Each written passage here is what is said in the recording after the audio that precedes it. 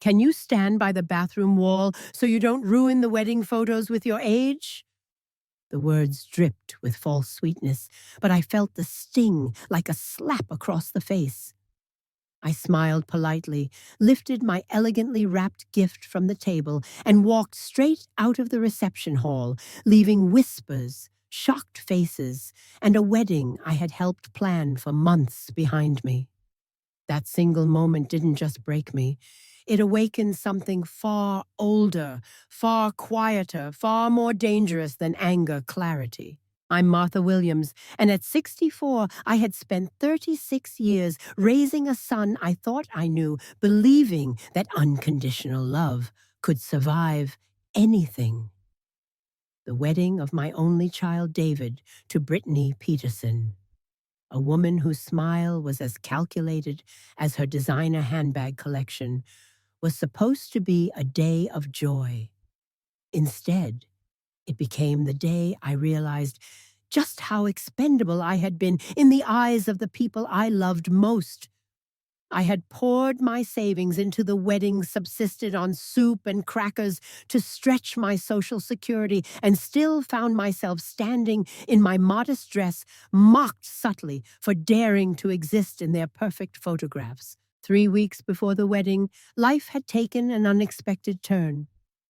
I had been standing in Murphy's Corner Market at 9:30 p.m. counting out exact change for a can of soup and a package of saltines when Tommy Murphy, a kid who'd bagged groceries since high school, mentioned the lottery. "Jackpot's up to 62 million, he said casually. I almost laughed. How could such numbers exist when I was rationing pennies just to survive? Still something inside me, a combination of stubbornness, defiance, and desperation, pushed me forward. I handed over a $5 bill and asked for a quick pick. I folded the tiny paper ticket into my purse alongside my grocery receipt and walked home 45 minutes later, replaying all the small humiliations of my life. David's thoughtless remarks, Brittany's constant reminders of my inadequacy, and the emptiness left by Harold's passing 4 years earlier. That night, I sat alone with a cup of tea, carefully watching the lottery drawing. 7, 14, 21, 35, 47. Powerball 9. My ticket matched every number. $62 million. At first, disbelief gripped me. I double-checked, triple-checked, but there was no mistake. Suddenly, the world I had painstakingly endured, rationing, walking everywhere, living quietly in an old studio apartment, was transformed. After settling taxes, I was left with $38 million. The first call, the first step toward reclaiming my life, was to open accounts, meet with financial advisors, and plan for the future I had always denied myself. The second step was strategic. I found an oceanfront property on Lighthouse Drive listed for $2,800,000. A sprawling contemporary house with floor-to-ceiling windows, wraparound decks, and private beach access. Beverly Henderson, the realtor, raised an eyebrow at my cash offer, but one mention of my readiness to purchase immediately changed everything. I had also purchased a new Camry Essential Furniture and prepared a $3 million cashier's check for David and Brittany, wrapped beautifully in white paper with a silver bow. They believed this gift would solve all their financial problems, not knowing I planned to keep it locked away until they learned the consequences of their arrogance. The wedding day arrived, and everything went according to plan, at least externally. I watched David exchange vows, Brittany's radiant smile still concealing the same calculating nature I had witnessed for years.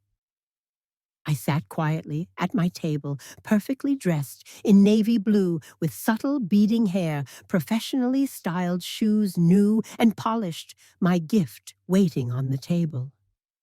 Then came the infamous moment. Brittany, with her flawless smile, asked me to stand by the bathroom wall for photographs. Too old, too visible, too inconvenient for social media perfection. I rose calmly, picked up my white box, and walked out. The reception continued behind me, oblivious to the quiet rebellion I had enacted.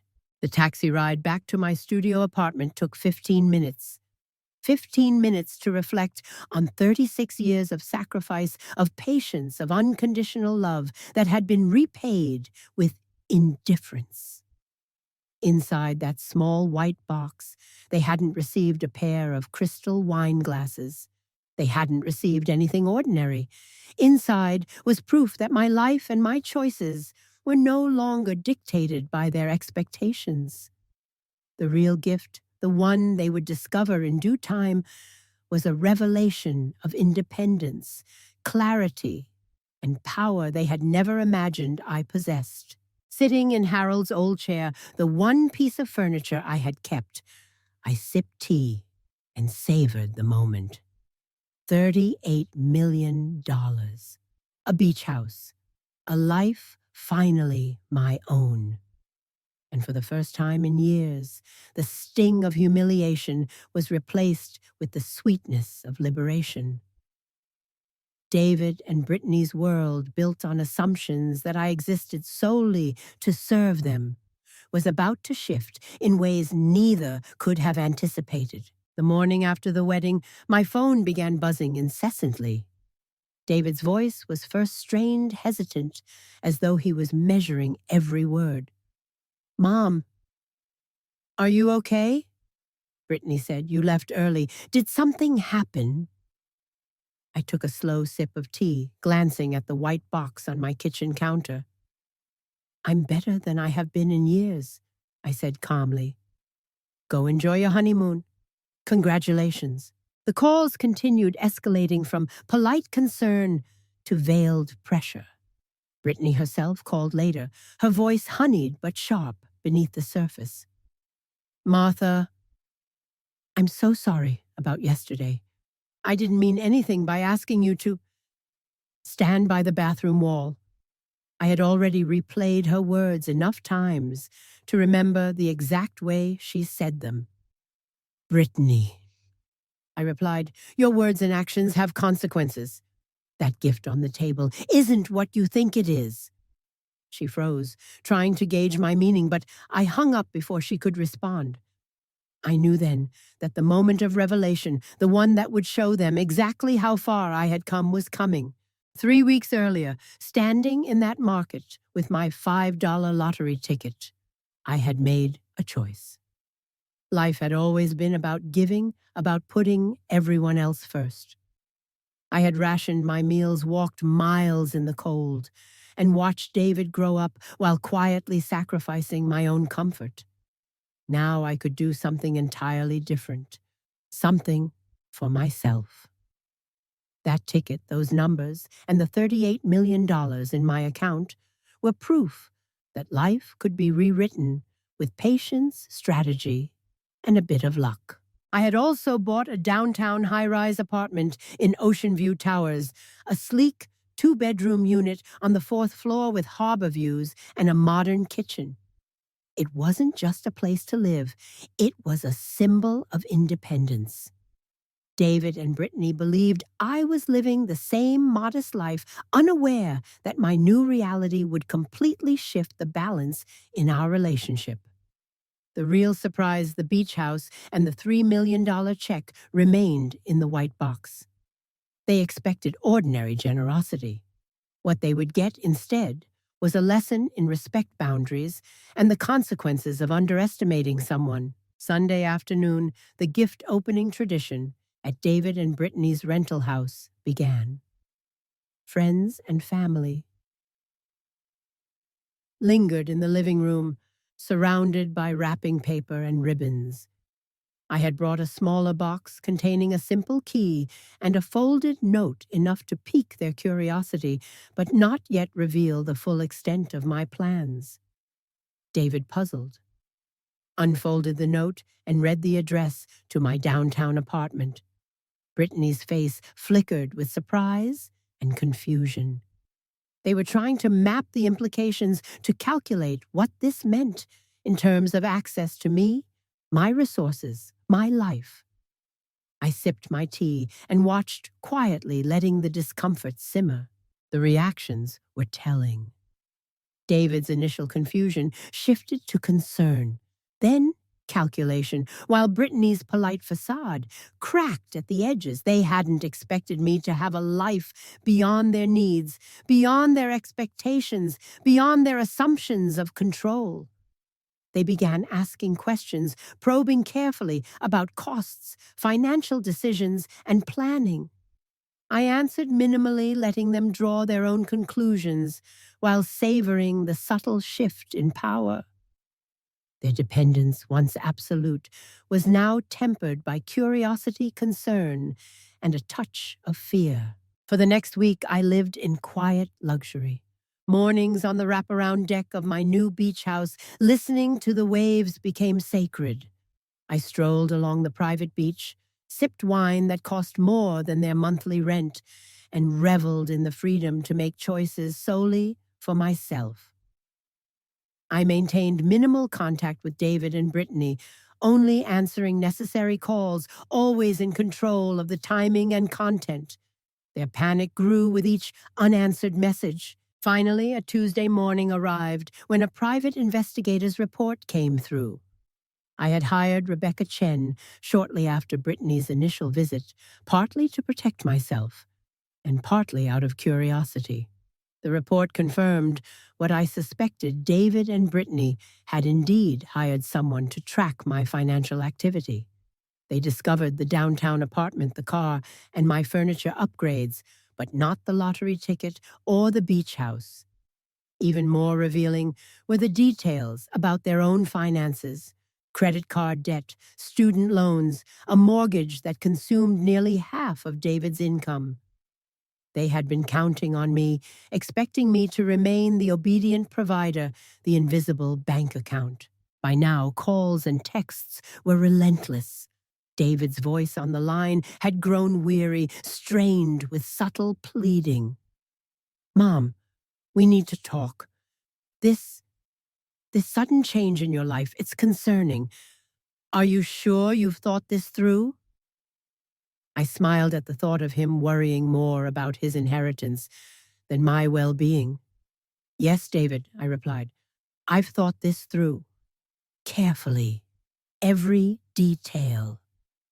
The silence on the other end spoke volumes. They knew the game had changed. They didn't yet know the full extent, but they sensed the shift in power, the independence that no amount of pleading or manipulation could undo. That week, Brittany tried visiting my downtown apartment under the guise of apology. She waited hours in the lobby, perfectly aware I wasn't home. Each visit, each call, each message was a measure of desperation, a subtle acknowledgement that their assumptions about me were entirely incorrect. I let them reach that conclusion on their own, knowing that the eventual revelation, the beach house, the check, the lesson in respect, would hit harder than any confrontation I could stage. The morning of the big reveal arrived a Saturday, wrapped in calm sunlight and the scent of the Atlantic air. I had arranged for everything to be finalized that week: the beach house closing the $3 million cashier's check, and the quiet preparation for the moment when David and Brittany would finally see the consequences of their behavior. Standing on my wraparound deck, the waves sparkling below, I felt a sense of anticipation that hadn't existed in decades. This was no longer about proving a point. It was about reclaiming my life, my dignity, and my choices. I had kept the beach house purchase a secret, not out of malice, but because it was mine to enjoy. I had also intentionally maintained the illusion of my modest downtown apartment, letting David and Brittany assume I was still living a restrained, predictable life. Every call they made, every message they sent, now carried a subtle tension I had never experienced in our relationship before. They didn't yet know how much I had won, nor how far I had already gone to secure my independence. They only sensed that their assumptions about me were no longer valid. Sunday afternoon, as they gathered to open gifts at their rental home, I arrived with a small, deceptively simple box. The crystal wine glasses were already opened, and admired their shiny surfaces reflecting the room's light. But the key and note I placed inside my smaller box were meant to pique curiosity and create anticipation. David, with his polite eagerness, unfolded the paper, revealing the address of my downtown apartment. His eyebrows rose in mild surprise. Brittany followed suit, eyes narrowing as she tried to interpret the meaning behind this seemingly ordinary gesture. The reactions were subtle but telling. They were beginning to understand that my life was no longer centered around them. "Mom, what is this for?" David asked, voice cautious. "It's a place you might like to visit sometime," I said lightly, smiling to myself. Their expressions shifted subtly, a mixture of confusion and realization. The room was filled with the tension of unspoken questions. They were starting to calculate, trying to figure out my intentions, yet unaware of the full picture. I let the silence stretch, letting their discomfort build naturally. Their reliance on me for guidance, finances, and approval had been absolute, and now that foundation had begun to crumble. Over the next few days, I watched them grapple with their own assumptions. David called to discuss the apartment. Brittany sent messages attempting reconciliation, and both tried to navigate a world in which I had agency independent of them. Their once comfortable position, expecting me to sacrifice, to provide, to exist only to serve their convenience, was eroding. I did not respond immediately, letting the tension simmer, each unanswered message reinforcing the lesson they had long ignored: respect is earned, not assumed. Then came the private investigator's report, delivered meticulously by courier. I had hired Rebecca Chen to confirm suspicions and protect my privacy, but the findings went beyond what I anticipated. David and Brittany had indeed hired an investigator to track my finances. They discovered the downtown apartment, the car, and the furniture, but not the beach house or the lottery ticket. They were partially aware, which explained the escalating calls, but they had not yet grasped the full magnitude of the situation. Even more telling were the details about their own financial instability, debts, mortgages, and spending patterns that relied in part on my anticipated compliance and generosity. Their sense of entitlement, so quietly cultivated over years, had been exposed. Finally, the moment came. At 9 a.m., I let the phone ring 4 times before answering. David's voice was hollow, defeated. "Mom, we found out about the beach house. Please, can we just talk?" I sipped my coffee, standing on my deck with the sun glinting off the waves. "David, you may come visit, but you will need an invitation. People who treat me as a convenience rather than family do not gain automatic access." Silence. Their panic was audible, even over the line.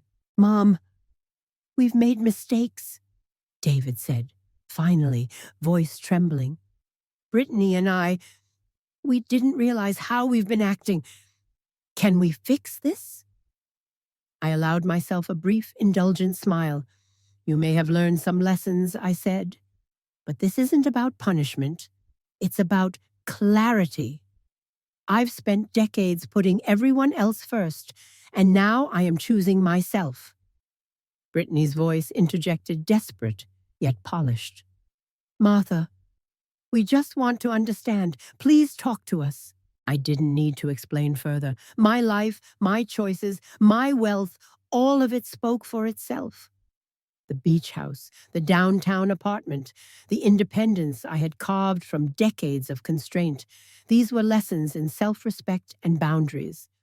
I had shown them that age does not diminish value and that unconditional giving is not an obligation. Their attempts to manipulate, to guilt, to control had failed. For the first time, they were seeing me as a person with agency rather than a shadow of expectation. In the days that followed, the calls grew less frequent. David attempted genuine conversations about my health, well-being, and plans, but they were measured, careful. Brittany's attempts at apologies became less frequent, less performative. I maintained boundaries, only engaging on my terms, fully aware that respect cannot be demanded. It must be earned. The final act of revelation. The beach house, the $3 million check, remained my secret weapon, a reserve of power they would eventually understand, but not control. The first week in my beach house was surreal. The sun rose over a private stretch of sand, dolphins leapt through the surf, and I could hear the waves crashing against the rocks below as I sipped coffee on the teak deck. This was freedom, the kind of freedom that came not from money alone, but from breaking the invisible chains of expectation that had bound me to my son and his wife for decades. I moved slowly through the spacious rooms, unpacking only what I truly wanted: photographs of my late husband, a few cherished mementos from my mother, and the quiet luxury of a life chosen entirely for myself. Every choice, every possession was a statement. Martha Williams would no longer be anyone's secondary character. David and Brittany's reactions were delayed, but inevitable. The calls had started subtly casual inquiries, questions disguised as concern, thinly veiled attempts to gauge my day-to-day life. "Mom, we were wondering how your move went," David said one morning, voice neutral. "Everything's perfect," I replied, watching a yacht glide across the horizon. "I've arranged things exactly as I want them." "How are things with the new mortgage?" I let my question hang in the air. His sigh spoke volumes. They realized now that their assumptions, my compliance, my dependence, my invisibility were no longer valid. Brittany tried the direct approach next, arriving at my downtown apartment with a tray of cookies she claimed to have baked herself. I let her in, but only out of polite curiosity. She scanned the apartment quickly, eyes flicking over the furniture upgrades and the subtle signs of my improved lifestyle. Her practiced charm was present, but the strain beneath it was undeniable. "Martha, I really am sorry for the misunderstanding at the wedding," she said. Voice measured carefully, modulated.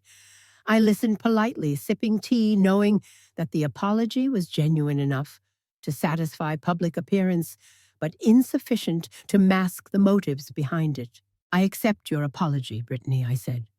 "But understand this, your apology doesn't erase the choices you made, nor does it grant you automatic access to my life or resources."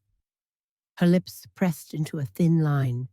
She realized, as David had, that the balance of power had shifted. I had money, yes, but more importantly, I had clarity, independence, and boundaries. They were powerless to dictate my behavior now. The next few days were filled with calculated restraint on my part. I explored the coastline, walked along the harbor promenade, read books I had long postponed, and let the solitude remind me of a truth I had learned late: being alone does not equate to loneliness. My apartment in the city served as a decoy for David and Brittany's curiosity. The beach house remained a private sanctuary, a place where I could relish in the rewards of my decades-long perseverance and sacrifice. The crystal wine glasses, once a nearly crippling expense, now seemed trivial in comparison to the wealth and independence I had secured. 2 weeks later, the final act of revelation unfolded. The deed to the beach house, wrapped in the familiar white paper with a silver ribbon, remained unopened in my bedroom closet. David and Brittany still believed I had been generous, yet financially constrained. Still imagined the gift of the apartment as my only statement of goodwill. They had no idea of the $3 million check waiting alongside the deed, an extraordinary gift meticulously prepared that would never reach their hands. The irony was exquisite. Their entitlement, carefully nurtured over years, collided with reality, and I watched silently from my deck as the lessons sank in. Their panic and calculation were almost palpable when news of my private beach house filtered back through mutual acquaintances. The questions became more pointed, the concern more urgent, each inquiry revealing the depth of their previous assumption that I was an instrument for their financial security, not a person with autonomy. I responded sparingly, never confirming the details, letting their imaginations run wild. They realized that no matter how they had tried to manipulate me, the ultimate control rested with me. It was at that moment, standing on the sun-warmed teak deck, that I truly understood the significance of my choices. Age had not diminished my power, nor had decades of servitude erased my worth. Winning the lottery had been transformative, yes, but the real transformation had been internal, a complete reclamation of self-respect and independence. David and Brittany could no longer treat me as expendable, invisible, or merely an ATM with legs.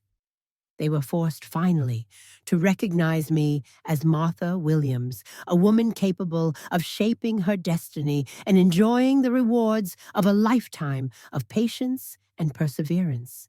The final confrontation, though, unspoken, was complete. I had achieved what I had set out to do. I had reclaimed my agency, taught valuable lessons without malice, and secured a life that was mine in every sense. David and Brittany's guilt calculation and concern were byproducts of their own choices, a mirror reflecting how far they had taken their assumptions for granted. They would come to terms with it, but on my timeline and my terms, and never with entitlement dictating the relationship again. I stood at the edge of the deck that evening, watching the sun sink behind the Atlantic waves. The water glistened like liquid gold, and for the first time in decades, I felt completely unbound. The life I had envisioned for myself, a life of dignity, autonomy, and quiet luxury, was finally mine. Age sacrifice and years of being undervalued were no longer obstacles. They had been catalysts. I had learned in the most dramatic way possible that the best power does not come from wealth alone, but from the clarity and courage to claim it. The days following the revelation were peaceful, almost luxurious in their simplicity. I woke each morning to the sound of waves and the scent of salt air. And for the first time in decades, my choices were my own. I decorated the beach house with furniture and art that pleased me, arranged my books and mementos exactly how I wanted, and filled my kitchen with ingredients I actually enjoyed cooking with, not just whatever was affordable. The freedom to live without financial or familial constraints felt intoxicating yet grounding, as if I had finally stepped into a life I had earned through patience, sacrifice, and resilience. David and Brittany continued their attempts to reach me. Calls, texts, even messages through mutual friends, all laced with urgency, apology, or subtle manipulation. I read each one carefully, savoring the irony of their desperation. They had spent years treating me as an afterthought, measuring my value only in terms of what I could provide. Yet now they realized that the tables had turned. But I did not respond immediately. There was no need for confrontation or explanation. This was not about revenge. It was about asserting boundaries, about showing them that respect is earned, not demanded by birthright. One afternoon, I received a hand-delivered letter from Brittany. The envelope was heavy, expensive-looking, but the contents betrayed her anxiety, a long, carefully worded apology, an acknowledgement of her and David's manipulations, and a tentative request for reconciliation. I read it slowly, savoring each sentence before placing it on my coffee table. I would respond on my terms, in my time, with dignity intact. This was the lesson I wanted to teach them quietly, but unmistakably. The life you try to control is the one you must respect, not exploit. Weeks passed, and I allowed myself the indulgence of solitude. I explored the coastline, joined local book clubs and walking groups, and found joy in discovering friends and companions outside the narrow confines of family expectations. Every day, I reveled in the reality that I could live for myself, plan for my future, and enjoy the fruits of my hard work without guilt. The beach house became more than a home. It was a symbol of autonomy, an emblem of the life I had longed for and now fully embraced. One morning, I received a call from David. His voice was hesitant, tinged with genuine concern rather than calculation. "Mom, I know we've pushed too hard and said too little," he began. I just wanted to know if you're okay, if we can talk." I considered his words carefully. There was no entitlement in his tone, no expectation of my resources or compliance, just an acknowledgement of past mistakes and a desire for connection. I smiled quietly to myself. Perhaps he had finally learned something about boundaries and respect. "Yes, David," I replied, calm and measured. "I'm doing more than okay. I'm thriving. And if you truly want a relationship with me, it cannot be based on what I can give you financially. It has to be based on mutual respect and care." There was silence, and I imagined the weight of understanding settling in. "I understand," he said finally softly. "I really do." Brittany called later that evening, her voice sincere, apologetic, stripped of pretense. "Martha, I see now how wrong I was, not just at the wedding, but over the years. I hope we can find a way to rebuild trust." I let her words wash over me. This time, the power dynamic had shifted. I could forgive or not. I could reconnect or not. The choice was entirely mine. "We'll see, Brittany," I said gently but firmly. "Time will tell." Sitting on my deck that night, watching the sun dip below the horizon and illuminate the ocean in a cascade of gold and orange, I reflected on the journey that had brought me here. Winning the lottery had provided the means, yes, but the real victory was clarity. I had learned that age, sacrifice, and appearances are not measures of worth. Respect must be demanded through action and boundaries, not assumed through familial ties. My autonomy, my joy, my dignity, they were mine to protect and nurture.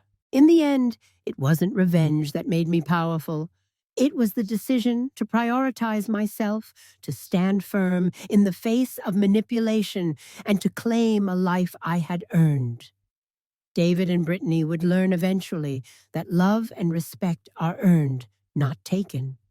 And I would continue to live fully, freely, and unapologetically, savoring every sunrise and every wave along my private beach. If there's one lesson I hope you take away from my story, it's this: your worth is never measured by how others treat you or what they expect from you.